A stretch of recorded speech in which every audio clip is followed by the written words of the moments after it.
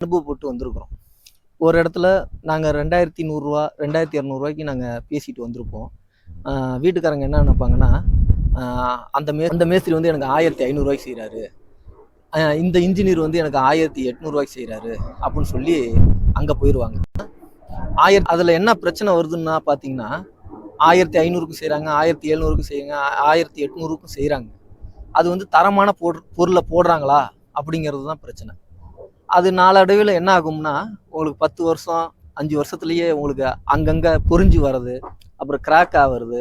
இந்த பீம்லாம் வந்து உங்களுக்கு ஒரு அடி தான் போடுவாங்க.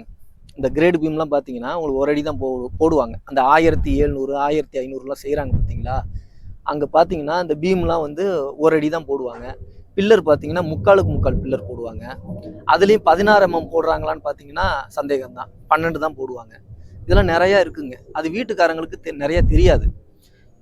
இன்ஜினியருங்க சொல்கிறப்ப தான் அது உங்களுக்கு தெரியும்.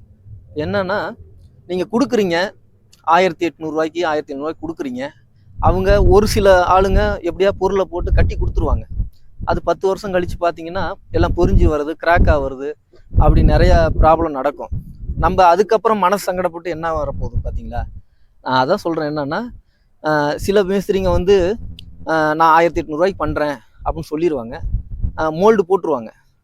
மோல்டு போட்டு பூச்சி வேலை ஆரம்பிக்கிறப்ப என்ன நடக்கும் அப்படின்னா, காசு இருக்காது. எல்லா அமௌண்ட்டும் வாங்கியிருப்பாங்க.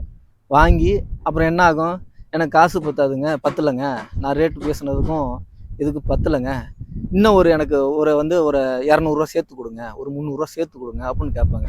அப்போ பிரச்சனை இல்லை. நீங்கள் பார்த்துட்டு இருக்கிற ஷார்ட் வீடியோ இருக்கு இல்லைங்களா, அதோட தொடர்ச்சி இந்த வீடியோவுக்கு கீழே இருக்குது. கிளிக் பண்ணி போய் பாருங்கள். தேங்க்யூ.